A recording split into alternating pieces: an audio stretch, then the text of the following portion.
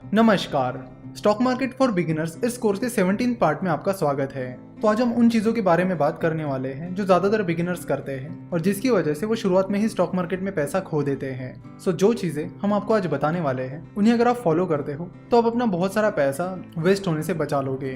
Apple के को founder mister Steve jobs ने एक बार कहा था कि what not to do is as important as what to do. यानी वो कहते थे कि क्या नहीं करना है ये उतना ही इम्पोर्टेंट है जितना कि क्या करना है। चलो तो वन बाय वन उन चीज़ों को देख लेते हैं। तो पहली चीज़ है कि जब कोई इंसान पहली बार स्टॉक मार्केट में इन्वेस्ट करता है तो वो स्टॉक से इमोशनली अटैच हो जाता है। वो दिन में 10 बार शेयर की प्राइस चेक करता रहता है। फॉर एग्जाम्पल उन्होंने SBI का शेयर खरीदा है तो वो दिन में 10 बार देखेंगे कि SBI की शेयर प्राइस अब क्या चल रही है और वो दिन भर उस शेयर प्राइस को ट्रैक करते रहेंगे। अगर शेयर प्राइस ऊपर जाती है तो वो खुश हो जाते हैं, अगर शेयर प्राइस नीचे चली जाती है तो वो पैनिक हो जाते हैं यानी नाराज हो जाते हैं। तो जैसे कि हमने पहले भी कई बार बात की कि स्टॉक मार्केट एक लॉन्ग टर्म गेम है, एक लॉन्ग टर्म इन्वेस्टमेंट है, तो इसे आपको लॉन्ग टर्म की तरह ही ट्रीट करना होगा। बार बार शेयर प्राइस चेक करने से मतलब नहीं है। आपको जब तक लगता है कि वो बिजनेस फ्यूचर में ग्रो करेगा तब तक आप उसमें इन्वेस्टेड रहिए। बार बार शेयर प्राइस मत देखिए कि शेयर प्राइस ऊपर गई या नीचे, क्योंकि अगर बिजनेस अच्छा परफॉर्म करता है तो लॉन्ग टर्म में शेयर प्राइस उस कंपनी की बिजनेस ग्रोथ को फॉलो करेगी।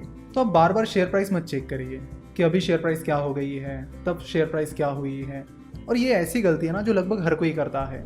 जब हमने स्टॉक मार्केट सीखना शुरू किया तो हमने भी ये गलती की। तो जब भी शेयर प्राइस ऊपर जाती थी हम तुरंत शेयर बेच देते थे और जब कभी शेयर प्राइस नीचे चली जाती थी तो हम भी नाराज होते थे।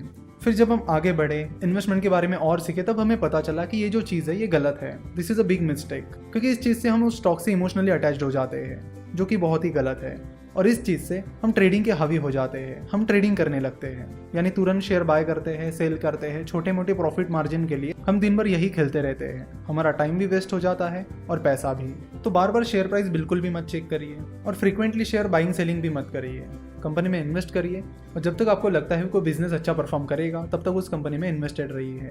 ये चीज़ हम आपको कई बार बता रहे हैं, वो इसलिए क्योंकि ये चीज़ बहुत ज़्यादा इंपॉर्टेंट है और बिगिनर्स इस चीज़ को नहीं समझते।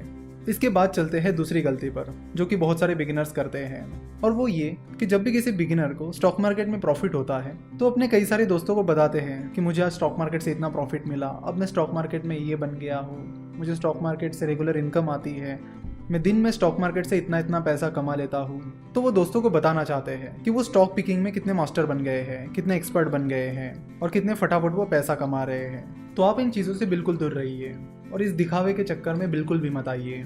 फोकस करिए अपनी इन्वेस्टमेंट पर, फोकस करिए अपनी एनालिसिस स्किल्स को और बेहतर बनाने पर। क्योंकि जब कोई इंसान स्टॉक मार्केट प्रॉफिट का दिखावा करने लगता है, चीज़ों को बताने लगता है, तो वो एक अलग ट्रैक पर चला जाता है। वो चीज़ें खुद के लिए नहीं बस दूसरों को दिखाने के लिए करने लगता है, जिसमें गलती करने के चांसेस बहुत ही ज़्यादा होते हैं।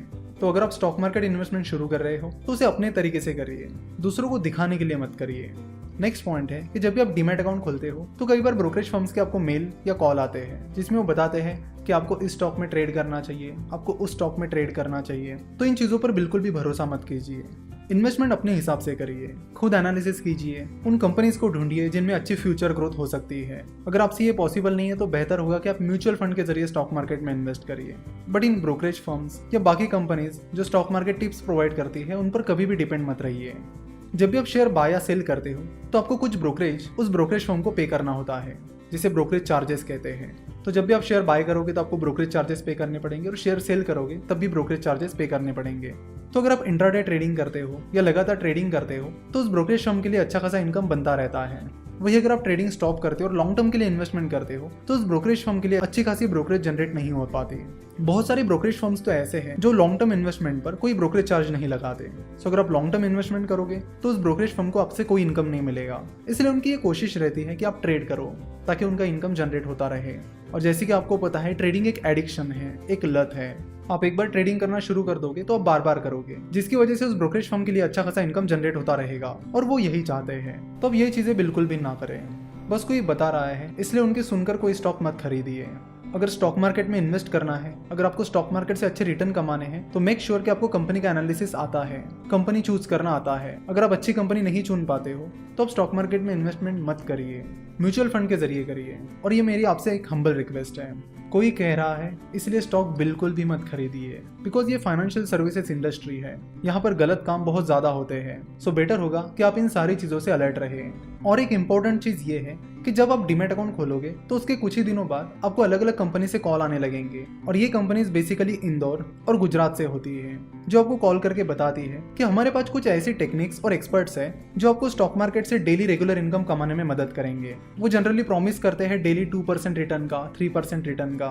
ये लोग आपको बताते हैं कि कैसे आपका पैसा इतने इतने टाइम में ही डबल हो जाएगा, ट्रिपल हो जाएगा। तो इनकी बातों में बिल्कुल भी मत आइए। ये लोग अलग अलग कॉम्प्लेक्स टर्म्स का इस्तेमाल करते हैं ताकि सामने वाले को लगे कि हाँ, उनके पास स्टॉक मार्केट का एक्सपर्टीज है। वो आपको बड़े बड़े प्रोमिसेस भी करेंगे कि इतना रिटर्न तो मिलेगा ही मिलेगा। तो ऐसी बातों पर बिल्कुल भी भरोसा मत कीजिए। स्टॉक मार्केट में ऐसा नहीं होता है। जैसे कि हमने पहले भी बात की थी कि स्टॉक मार्केट एक फटाफट पैसा बनाने का जरिया नहीं है, ये गैम्बलिंग नहीं है, स्पेकुलेशन नहीं है, ये एक इन्वेस्टमेंट है। तो आप इसे इन्वेस्टमेंट की तरह ही करिए। तो आज हमने मेनली 3 चीजें देख ली कि बार बार शेयर प्राइस चेक नहीं करनी है और शेयर से अटैच नहीं होना है। दूसरी इंपॉर्टेंट चीज जो हमने देखी कि इन्वेस्टमेंट अपने हिसाब से करिए, दूसरों को दिखाने के लिए मत करिए। और तीसरी बहुत ही इंपॉर्टेंट चीज हमने देखी कि stock brokerage firms, stock market tips provide करने वाली कंपनीज या कोई और शख्स जो आपको टिप्स प्रोवाइड कर रहा है, उन पर डिपेंड मत रहिए और उनकी बातें मत सुनिए। फोकस करिए एनालिसिस करने पर, अपनी एनालिटिकल स्किल्स को इंप्रूव करने पर। कंपनी का एनालिसिस जब आप करते हो तो उस प्रोसेस को एंजॉय करिए। जब आप किसी कंपनी के फाइनेंशियल स्टेटमेंट्स, मैनेजमेंट एनालिसिस कर रहे हो तो देखो कि आपको उस चीज में मजा आ रहा है नहीं आ रहा है। अगर मजा आ रहा है तो बहुत अच्छी बात है, और मजा आ रहा है तो आप जल्दी आगे भी जाओगे। जब कभी हमें फ्री टाइम मिलता है हम कंपनी का एनालिसिस करने लगते हैं, क्योंकि उस चीज में हमें बहुत ज्यादा मजा आता है। हम कंपनी के फाइनेंशियल स्टेटमेंट्स चेक करते हैं, कंपनी का मैनेजमेंट एनालिसिस करते हैं, स्टार्टअप्स का एनालिसिस करते हैं, क्योंकि उन चीजों में हमें मजा आता है। तो अगर आपको इन्वेस्टिंग में मजा आ रहा है तो ये एक बहुत अच्छी बात है, और ये चीज आपके फेवर में हमेशा काम करेगी। और इस पर मिस्टर स्टीव जॉब्स कहते भी हैं कि the only way to do great work is to love what you do. So आशा करता हूँ कि आपको आज का ये लेक्चर पसंद आया होगा। स्टॉक मार्केट और फाइनेंस के बारे में और जानकारी के लिए आप हमारी वेबसाइट www.finnovations.com विजिट कर सकते हो। हमसे जुड़े रहने के लिए आप हमें फेसबुक, ट्विटर और इंस्टाग्राम पर फॉलो कर सकते हो। हमसे जुड़े रहने के लिए आपका बहुत बहुत धन्यवाद।